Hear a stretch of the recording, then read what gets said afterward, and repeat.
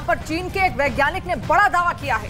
दावा दरअसल यह है कि चीन ने पूरी दुनिया में बायोलॉजिकल आतंकवाद फैलाने के लिए कोविड-19 वायरस को जैविक हथियार के तौर पर इस्तेमाल किया था। चीनी वैज्ञानिक का दावा है कि लोगों को बीमार करने के लिए कोरोना वायरस को बायो इंजीनियरिंग तकनीक से बनाया गया था ताकि लोगों को संक्रमित किया जा सके, और ये चीन द्वारा दुनिया के खिलाफ चलाए जा रहे जैविक आतंकवाद का एक हिस्सा था।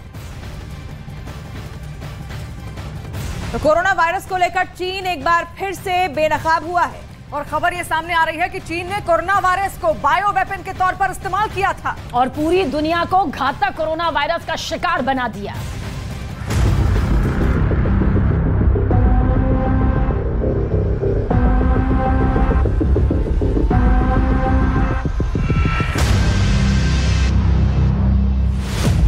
चीन ने जानबूझकर फैलाया कोरोना वायरस।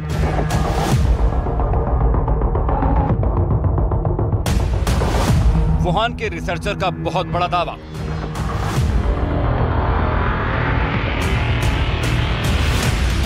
जैविक आतंकवाद के लिए कोरोना को बनाया हथियार।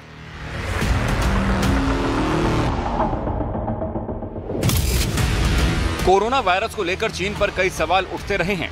शी जिनपिंग पर सवालों की बौछार होती रही है। अब तक दूसरे देश चीन पर दुनिया में कोरोना वायरस फैलाने का आरोप लगाते रहे हैं, लेकिन इस बार वुहान के ही एक रिसर्चर ने चीन पर सवाल उठा दिए। वुहान इंस्टीट्यूट ऑफ वायरोलॉजी के रिसर्चर का दावा है कि चीन ने जानबूझकर दुनिया में कोरोना वायरस फैलाया। कोविड-19 को जैविक हथियार के रूप में इस्तेमाल किया गया और ये दुनिया के खिलाफ चलाए जा रहे जैविक आतंकवाद का हिस्सा था। वुहान इंस्टीट्यूट ऑफ वायरोलॉजी के रिसर्चर का दावा है कि टेस्ट के लिए कोरोना वायरस के 4 स्ट्रेन दिए गए थे और हमें ये पता करना था कि कौन सा स्ट्रेन तेजी से फैलता है। रिसर्चर ने यह भी दावा किया कि उनके कई साथी 2019 से लापता हैं। उन सभी को मिलिट्री वर्ल्ड गेम्स में भेजा गया था। वहीं इससे पहले अमेरिका भी दावा कर चुका है कि कोरोना वायरस वुहान की एक लैब से लीक हुआ था और फिर उसने पूरी दुनिया को अपनी चपेट में ले लिया।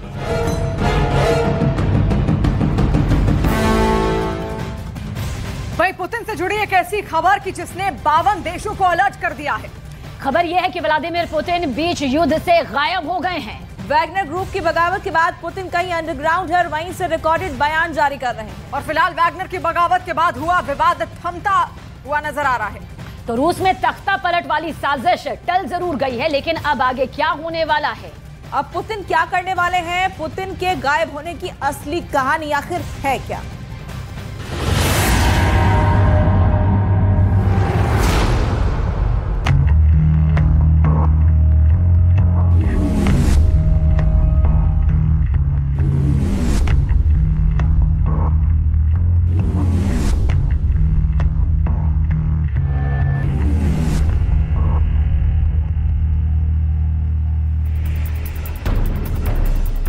रूस के राष्ट्रपति कहां हैं? क्या व्लादिमीर पुतिन गायब हैं? क्या पुतिन क्रेमलिन छोड़ कहीं और चले गए हैं? क्या पुतिन मॉस्को से बाहर किसी गुप्त ठिकाने में हैं? आखिर वैगनर की बगावत के बाद पुतिन सामने क्यों नहीं आ रहे? सवाल ये भी है, अगर पुतिन कहीं अंडरग्राउंड हैं, तो पुतिन के बयान दुनिया के सामने कैसे आ रहे हैं? कहां से आ रहे हैं? наращивание ее конкурентных способностей, позиций как на внутреннем, так и на глобальном рынке. Вы хотите максимально реализовать? क्या रूस में पुतिन का रिकॉर्डेड बयान जारी किया जा रहा है? विदेशी मीडिया में दावा किया गया है कि वैगनर ग्रुप के मॉस्को कूच के बाद पुतिन के जितने भी बयान सामने आए हैं, वो सब पहले से रिकॉर्ड किए हुए हैं। Наращивание ее действительно прекрасный мобилизационный резерв. 24 जून दिन शनिवार को रूस में तख्ता पलट की साजिश हुई।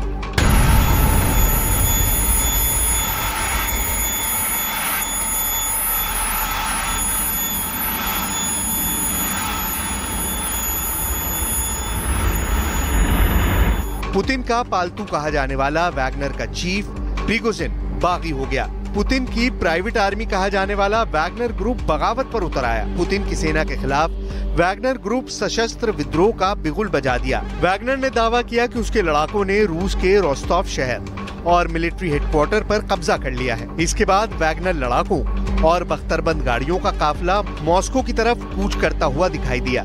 इसी बीच राष्ट्रपति व्लादिमीर पुतिन का ये रिकॉर्डेड बयान जारी किया गया।